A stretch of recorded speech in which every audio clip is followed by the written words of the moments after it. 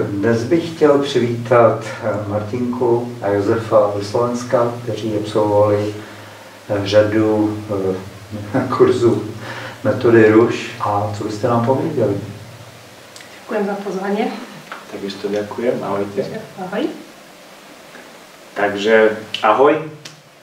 Aj ty, čo si sa rozhodol práve teraz venovať čas sebe a pozrieť si práve toto video. A prečo toto video? Rozhodli sme sa spoločne s Martinkou, že prezdieľame náš vlastný životný príbeh, pretože je pravda, že sme ho žili inak, ako ho žijeme teraz. Teraz máme ten vzťah taký nádherný, naozaj úplne že úžasný, ale nebolo to stále tak. A mali sme taký bežný život a je pravda, že ten bežný život sme si tak trošku okorenili. Niekedy výmenou názorov, niekedy to boli také riadne hádky s emóciami, až to došlo do takého štádia, kedy sme nenávideli jeden druhého. Nevideli sme si prísť na meno, prišli rozchody a toto obdobie sme nevedeli zvládnuť, ani ja, ani Martinka. A z môjho pohľadu, alebo z mojej strany tam boli aj také úteky ako alkohol, nevera, takže nič príjemné do našeho vzťahu. A zistili sme, že sme nemohli byť pri sebe vôbec, tak sme sa aj rozišli. No a zase tam sme zistili, že nemôžeme byť ani bez seba.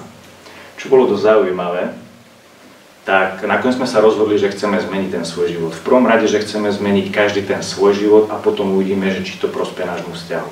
Tak sme sa vydali na hľadanie niečoho, čo by nám tú zmenu doprialo. No a pri tom hľadaní Martinka sa dostala jednej úžasnej metóde, volá sa RUŠ. Rýchla účinná zmena v skutočnosti. A jej skúsenosti, ako k tomu prišla, nám teraz povie ona sama. Áno, nebola tá cesta jednoduchá a dostala som sa ku metóde tak, že kamarátka mi povedala, že bola na terapii a že jej to veľmi pomohlo vyriešiť vzťah s mamou. A ja som tú zmenu reálne videla, ale nebola som ochotná ešte proste ísť na terapiu ja, pretože som už mala toľko kurzov za sebou, že už som proste nebola ochotná investovať zase nejaké ďalšie peniaze do niečoho, lebo som to nevedela proste pretaviť do toho reálneho života.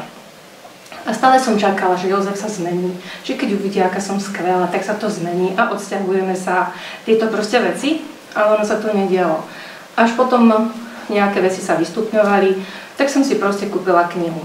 No ale teda, chcieť nestačí, kniha sa proste odložila, lebo nejako sa to urovnalo, zase sme nejako plynuli. No ale prišli sme do bodu, kde jedného dňa mi Jozef povedal, už sme boli manželia, že chce ísť na pol roka preč, bol tedy ešte v vojenský vlastne záchranár v službe a ja som povedala, že s tým nesúhlasím, máme dcerku, že niečo mi proste sľúbil a že opäť to nedodrží, že s tým nesúhlasím. A on sa tak postavil a hovorí, našťastie ty o tom nerozhoduješ. A to bol posledný moment, kedy som si povedala dosť. A cítila som sa veľmi, veľmi zle. A tedy som si povedala, že si proste svoj život vyrieším, či s ním, bez neho a proste to už som hľadala a tým, že prejavilo sa to zdravotne, pamätám si to, že som proste zápal nočového mechúra ma to položilo na posteľ a tam bola taká kniha zázračná, no tak som si ju chytila, ale nevedela som si pomôcť. Tak nemala som odvahu proste zavolať terapeutovi, proste, že mám nejaký problém, ale mala som odvahu to napísať, tak som poslala mail a terapeut mi zavolal, dohodli sme sa na stretnutí. Vtedy som už neriešila, koľko stojí terapia. Bolo mi to úplne jedno, pretože som vedela, že to, čo žijem doma, už nechcem žiť, ani v druhom manželstve. Že sa mi tie veci proste opakujú a že je to teda na mne. A ako som šla na tú terapiu, Jozef ma podporil, pretože záležalo mu na tom našom vzťahu. A tá terapia, keď prebiehala, ja som si veľmi rýchlo prepojila, že to, čo žijem, proste má príčinu v tom detstve. Veľmi rýchlo mi prichádzali tie poznatky, že aké myšlienky som si vytvorila v detstve. Napríklad, keď sa naši rodičia hádali a ja som si pomyslela, že proste strach, že sa rozídu, zostanem sama, sa mi presne zrkadlilo v tom, že Jozef ma opúšťa stále. A tam som to krásne spracovala. Tam som si to vyriešila v sebe. Našla som všetky odpovede v sebe na tie témy, ktoré ma trápili. Tým som to proste pustila, uvoľnila a krásne ma ten terapeut viedol. A nemôžem povedať, že vyriešil som úplne všetko. Ale tie dôležité veci a vôbec tú chuť do života tam vyriešená bola a doporučil mi kurz. A to bolo také proste, áno, idem na kurz, proste naučím sa pracovať za sebou. Vôbec som nechcela byť terapeutom, vôbec. Pomáhania ľuďom som mala plné zuby, ale proste pomôcť sebe, vyriešiť si to v sebe, naučiť sa proste pracovať s tou technikou, bola pro mňa proste úplne taká vízia, že proste už nebudem na nikom závislá, že si to vyrieším a tak. No a na tom kurze sa krásne som postupovala hore a ako som si čistila bloky, spoznávala som proste viac samú seba aj na to, že môžem, a pretože som sa uzdravila a že môžem uzdraviť aj iných, tak som sa rozhodla stať terapeutkou a milujem tú prácu. No a tam vlastne tie zmeny prichádzali, keď som si to vyriešila v tom vnútri, aj v tom vonkajšom svete. A tam už bola potom cesta Jozefova, keďže ti odovzdávam slovo. Ďakujem. Áno, tá cesta bola úžasná. Ja som, ako prvá Martinka, na začiatku vnímal tie zmeny a nechcel som moc nejak riešiť svoj postoj, pretože som to vnímal, že je to fajn. Ale presvedčila ma úžasná zmena a hlavne to, že vnímal som rovnakú osobu, ktorá teraz sedí vedľa mňa, ale niečo s nej vyžarovalo, proste bola iná, bola viac sama sebou, vedela sa zastať, vedela sa vyjadriť, čo ma fascinovalo a v neposlednom rade som videl tie zmeny nielen na nej samotnej, ale ten dosah na našu rodinu medzi mnou a Martinkou, našou dcerkou Anetkou a dosah aj na naše rodiny a na našich známych. Teraz som to videl aj v práci, v biznise, v podnikaní. Takže to ma fascinovalo, že to, čo človek vyrieši v sebe, tak má o mnoho širší záber. A čo mňa najviac presvedčilo, bolo to, že takisto na tej ceste, keď som hľadal nejaké to riešenie, som mal rôzne kurzy, ale bolo to na chvíľu. A s metodou rúž sa to vyrieši raz a hlavne natrvalo. A to je to úžasné, že teraz ten náš vzťah je geniálny. Geniálny je v tom, že nie, že sme spolu, čo je super, ale je to krásne, že máme každý svoj život, môžeme slobodne prejaviť svoje pocity, svoje názory, vieme sa krásne porozprávať, nebránime jeden druhému a pritom ten vzťah je tak silný, tak presvetlený, proste nahraží, plníme si svoje sny. Takže toto bolo to rozhodnutie, keď som povedal, dobre, idem aj ja na tú terapiu, teda na tie kurzy, kde som spoznal zakladateľa metódy rúž, Karlíka a jeho milujúcu manželku Evičku. A poviem vám, priatelia, že to boli riadne pecky. Áno, bojový záchranár, ego riadne, tam som veľmi zistil, že ako mi to uškodilo. Takže na tých kurzoch som dostal odpovede na svoje otázky. Uvedomil som si, že čokoľvek mám, akúkoľvek otázku, odpoveď mám v sebe. A čokoľvek mne vadí, tak dokážem vyriešiť len ja sám za seba. Takže ja som za to vďačný. A môžeme potvrdiť, alebo teda za seba aj za Martinku, že to funguje a dá sa žiť podľa vlastných predstav a žiť ten život tak, ako chcete. Takže odporúčame. A také naše posolstvo pre každého, kto si pozrie toto video, a práve aj ty teraz, Pičo, pozeráš, tak je také, že len ty vieš, čo ťa v živote trápi. A odpovede vieš len ty.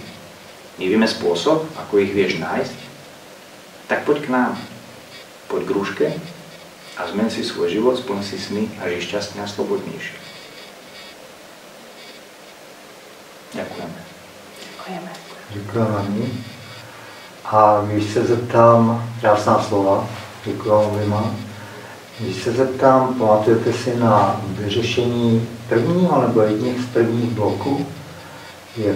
Co se třeba prožívá, nebo jak má způsob, protože pro mě si myslím, že je to pro mnoho lidí pecka, bomba prostě. Wow, ono to jde a za chvíľku. Tak ja viem určite presne. Boli sme doma, bolo 10 hodín večer, namiesto krásnych manželských povinností. Teraz sa trošku bojím. Martinka mi hovorí, že či by som si nechcel vyriešiť vzťah s otcom, biologickým otcom, pretože je pravda, že s môjim biologickým otcom som sa nestretával, nestýkal viac ako 30 rokov.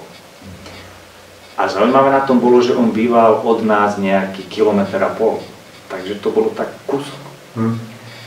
A priznám sa, že keď mi to povedala, tak som si povedal, no dobre, skúsime to. Tak je 10 hodín večer, celý barák spí, ticho. A ja som teda, Martinka ma viedla, čo mi na ňom vadí, tak boli tam negácie, že je, poviem tak slušne, je tým, čím ho otec urobil. Neznášam ho, nemal byť v mojom živote, proste všetko naozaj som sa uvoľnil a povedal som, čo mi vadí. Martinka to všetko krásne zapísala, viedla ma, až sme prišli do bodu, že som mal svojho biologického otca milovať. 10 hodín večer, krásne ticho a so mňa jediné vyšlo, ja toho debila nikdy milovať nebudem. Ja som mal také emócie, že ja ho nemôžem, to nedá milovať. Ale Martinka vedela ako, tak som si to všetko spracoval a ja som ho za chvíľku tak krásne miloval. A ja som zaspal ako bábätko. A ten bonus pre mňa bol, že pár dní na to ma na Facebooku kontaktovala slečna. Volala sa Katka Musilová a kontaktovala ma vetou, my máme spoločného otca. Tak som tiež otvoril oči, tak som jej odpísal a nakoniec som zistil, že to je moja nevlastná sestra, nie dcera, ale sestra, úžasný človek. Tak sme sa stretli a na základe toho vyčistenia, pustenia tej energie, tej nenávisti a toho všetkého, čo som v sebe zakorenené mal voči svojmu otcovi biologickému, tak sme sa stretli, stretávame sa dodnes, odpustil som jemu, odpustil som sebe, navštevujeme sa, teraz čerstvo ideme spolu robiť plod, takže sa na to tešíme a ten život je naozaj úplne niečo iné. Miloval som aj svojho otčima, ktorý už nie je medzi nami, veľa mi dal, ale milujem ich obidvoch, takže áno, to bol môj prvý taký veľmi silný zážitok a tam som sa presvedčil sám, že to funguje. Už potom som chcel čistiť všetko, viac menej všetko, čo mňa trápilo, takže už potom to malo úplne iné grády, takže za mňa ďakujem. A tatínek v pohode? Áno. Biologicky? Áno, áno. Stýkáte sa? Áno, stýkame sa, objímame sa proste. No, ale keďže sme terapeuti obidvaja, tak už to prišlo do takého stavu, že vie, že sme terapeuti a už keď k nám príde, tak už príde s takou, keď už sme sa veľakrát navštívil nás a my jeho, tak tie rozhovory sú také, že už vieme, že tu na niečo nesedí, tak už keď k nám príde, tak povie, že chcem sa len porozprávať. Ale je to vďačnosť, pretože už má svoj vek a som veľmi rád, že sa stretávame, je to proste úplná nádhera. Teší sa zo svojej vnúčky, stále keď voláme, tak pozdrav mi dievčata, pozdrav mi moje babiky, posiela pusinky, takže je to úplná nádhera. Pekné. Ja som šťastná, že naša dcera má starého otca. Že proste je dopriate. A dcera je taký šťastná určite. Áno, tak budeme mať babičku a detka. Mimochodem k tomu stáří měl jsem nejstarší klientku zatím 84 let. Krásne. Nevím, kolik je otcovi, ale a šlo jí to jak z praku, teda krásne. To je pekné, to sa nám práve páči, ako keď sme teda tí terapeuti, že presne tú zmenu môže urobiť človek v akomkoľvek veku. Lebo oplatí sa žiť šťastne a slobodne v tej danej oblasti, či to je vzťah, peniaze, alebo práca, biznis, záľuby, čokoľvek. Keď to človek zo seba dá dole, ako my to nazývame ten korzet, ktorý ho stiahuje, keď ho dá dole, tak už preto sa oplatí, že o to viac je ľahší. Je jedno, koľko dní má človek na tomto svete, ale je to krajšie, ten život je úplne taký energickejší. A Martinko, ty pamatuješ si svoje první čištění, první zážitek s Ruškou? Áno, to bolo na tej terapii a tam sme riešili ten vzťah s maminkou a s otcom a tam bolo takéto hlboké poznanie, že proste otec si veľmi želal nie dceru, ale syna, ktorí neboli Sona. Keď som sa narodila, tak som sa vlastne tam precítila to sklamanie, čo mi vlastne po terapii maminka, že odkiaľ to viem, potvrdila. Takže áno, toto som porozumela tomu, že kde to sklamanie proste prišlo a tá moja snaha proste dokázať tomu ockovi, že som dobrá a stále som sa necítila, tak to sa mi fakt ukazovalo v tom živote, ako ja sa snažím, idem cez seba, stále sa vzdelávam, školím a furt som sa cítila proste, že nie som dosť. Takže po tomto všetkom proste spracovaní, porozumení sa to rozplynulo, takže toto bolo, myslím si, že také asi najhlbšie to spoznanie proste, že som žena, som dievča a prijala som to a ja som proste za to šťastná. A otec už není medzi nami, ale odišiel s láskou, pokojom. Ja nemám nočné mory, pretože to detstvo nebolo jednoduché, môžem ísť kedykoľvek, proste zapaliť sviečku, mne sa nesníva a proste cítim neskutočnú lásku k ocinovi, tak aj k mamine, čo pred tými rokmi naozaj tak nebolo. Maminka žije, takže ťa pozdravujem. A čo bolo také ako fakt krásne, že som si tam presne prichádzala, čo som na to, že čo som odmietala pri tom Jozefovi, čo mi tak odrkaľoval, čo mi najviac vadilo. Bolo veľa spoločného s mojím otcom, ktoré som odmietala ako v detstve. A prevzala som si určite aj nejaké tie presvedčenia, na chlapov sa nedá spoľahnúť, no tak proste mi zahrali tú nespoľahlivosť, na všetko si sama, proste úplne tie vzorce, návyky, presvedčenia, ktoré som v tom detstve prijala, tak mi dokonale v tom manželstve sa proste ukazovali a to keď som si vyriešila, zrazu to nie je. A chlapi sú proste báječní. Já bych měla otázku, ještě zajímalo by mě to moc. Jaký byl váš nejzajímavější příběh s klientem, s klientkou? Co vás nejvíc jakoby zaujalo, nebo jaký příběh ve vás nejvíc zarezonoval? Spomínam si napríklad na nedávnu terapiu, kde prišla klientka, proste, že bola doporučená, tak prišla si vyriešiť nejaké veci. A tá terapia nešla s ľahkosťou. Priznávam, že aj proste nešlo mi úplne v pohode, ako proste býva bežne. Tak som proste rozmýšľala, čo tam je. A naraz sme prišli na tú príčinu, kde ona proste si chcela siahnuť život v tom detstve, šla na terapiu, ale už ani tam nebola tá chuť proste naozaj žiť a chcela sa vlastne obesiť, chcela spáchať určitú proste tú sebevraždu a ja som to na to proste prišla, tak brutálne rozplakala. No a vtedy som vlastne sa jej opýtala, ako to má teraz. A ona hovorí, že si to chce vyriešiť. Až vtedy tam prišlo to rozhodnutie, proste chce žiť. Tak bola som ochotná teda zrušiť. Jozef to pochopil, spoločný program s rodinou a venovala som jej čas. Tá terapia bola za 1,5 hodiny. Krásna, nádherná. Tá žena žije a na druhý deň mi poslala po jej sestre, pretože nie je odtiaľto krásnu kyticu kvetov. Dostala som túto terapiu ešte viac, ako bežne pýtam. A vtedy som prvýkrát v živote prečítala. Precítila v sebe takú, ja môžem, proste je tu život, proste tie deti si môžu užívať svoju maminku a to bolo pre mňa asi najsilnejšia emócia, ako som zažila v poslednej dobe s tou terapiou. Takže silný. Jedno rozhodnutie a zmena celého. Krásne. A ty, Jožko? U mňa to bola tiež žena. Práve som premýšľal, že ktorý z tých príbehov, každý príbeh je identický ako každý človek a má svoj náboj, ale bola u mňa pani, ktorá bola tiež na kurze R1, tam som sa s ňou stretol a potom počase sa mi ozvala, že by chcela teda terapiu, tak sme sa dohodli, bola ochotná prísť, bola ďalej a som sa pýtal teda, čo ju trápi. A ona prišla s takým zvláštnym programom, ktorý som potom vnútorne pomenoval, že ako ľudia dokážu žiť v ilúzii. Dokonca im to až zatemní mozog, pretože jej program bol, že ja mám dobrý život, ale tak nejak by som aj inak chcela žiť. No, bolo to také všeobecné a ako som si ju teda viedol, tak stále mi tak uhýbala, stále išla do takých tých, ale však není to až také zle, není, no tak sme tomu trošku pridali tie grády, v čom je Ružka úplne špecifická a výborná.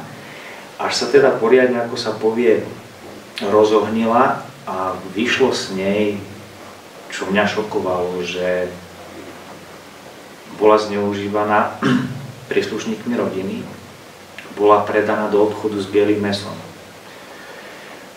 Boli tam riadne zásahy do toho jej detstva, ja keď som to písal, tak som až oči otváral, ale krásne to s nej všetko vyšlo von a na konci tej terapie toho človeka, toho svojho otca milovala. Ona ho tak milovala, ona plakala, ona vraví, že to bol ten najlepší otec. A možno si niekto teraz, keď pozeráte toto video, poviete, to není možné. Je to možné, pretože to sa z hlavy nevymaže, to je fakt. Ale ten náboj a tú zlosť, to všetko ona proste vyčistila a nech sa stalo čokoľvek. Tak proste toho človeka miluje a hneď sa oslobodila. A ona bola taká Proste to bol ten istý človek po fyzickej stránke, ale odchádzala ako slnko. A úžasné, a zase ten bonus, čo dáva Ruška, je v tom, že po pár týždňoch na Facebooku sme si písali a ona bola odfotená táto kočka pri takom nádhernom obraze. A ja vravím, to je krásny obraz, čo to je? A ona vraví, no som na takej vernisáži v obchodnom centre, v nejakom meste, a vravím, to je nádherné, kto to maľuje? A ona povedala, že ja. A ja som zostal taký prekvapený, a ty maľuješ? A ona mi odpísala, odkedy som si vyriešila ten problém, tak ja teraz maľujem. A tie obrazy boli úplne, že nádherné. Takže vlastne ona tým vyriešením si toho zrazu začala byť slobodnejšia, začala tvoriť. A tvoriť tak krásne veci, že mala veľký ohlas, potom to mala ďalej, takže je to úžasné, keď niekde inde žije človek, ktorý je slobodnejší a môže tvoriť a je to proste ten život krajší, ten svet je úplne krajší, takže to bola taká pre mňa sila. Ak môžem do toho vstúpiť, tak nie sú len tie terapie o tom, že musí človek prežiť niečo také proste dramatické, ale sú aj bežné veci. Teraz, keď bolo vlastne to obdobie už tých skúšok, maturít a na vysokých školách, tak chodili mi študentky a to bolo proste krásne. Prišla konkrétne jedna kočka, ktorá prišla úplne to, proste bola pripravená to vzdať, že to nedá ani tentokrát, proste, že sa nestane tou magistrou. Ale krásne sa do toho proste odostala do tej terapii. To šlo proste šup a krásne sa pripravila, takže už je magistrov. A tie spätné väzby, keď počujete tých ľudí, akí sú vďační, že proste žijú to, čo chcú, že si s tým naplnila to, čo chce, tak to proste mne dáva takéto, že áno, som na správnom mieste, môžeme pomáhať, môžeme spolu tvoriť, pretože to je, myslím si, že našim obrovským momentálne cieľom, ktorý spolu máme. A ak by som mohol, tak by som doplnil, že úžasné, ako som spomínal na začiatku, že máme slobodné životy, náš tak je úplne úžasný a máme naše slnečko, 9-ročnú dcerku Anetku a ona keď vidí, ako oco a mama grga a prdí a čistí, tak ona už zase čistia. A je úžasné na tomto, keď prídeš zo školy a sa pýtame Anetka, čo nové škole, no ale nič, tam sa pohádali, tam sa pobili, lebo už je štvrtačka. A prídu za mnou a kto má pravdu, a ja poviem, to je váš problém, to si vy vyriešte a ona je tak nad vecou. A keď ju niečo trápi, tak sama príde a povie, maminka alebo ocino, toto ma trápi a to dieťa to tak krásne povie, pomenuje toto najkrajšie, ako vie to najľahšími slovami, začne to príjmať, niečo sa udeje a povie, už to mám v poriadku. A to dieťa žije v láske, to dieťa žije tak slobodne. A to je nádherné, že už vidíte, ako pri vás tie deťurence sú také same sebou, že sa nemusia bať niečo povedať. A tá harmónia v tej rodine, tá energia, proste to žitie je radosť i zaspávať, je radosť vstávať, je radosť byť spolu, je radosť byť aj od seba. Proste stále viete, že ten život je proste úplne nádherný. Krásné. Děkujeme vám, že jste přišli. My ďakujeme vám za Rúž a že ste. Můžeme být spolu. A užívejte život. A pozdravujte dcerku. Ďakujeme vám. Tatínka, maminku. A vězte, vážení posluchači, že, nebo diváci v tomhle případě, že i váš život může být ještě lepší, než si dokážete představit. Mějte se. Ahojte. Ahoj.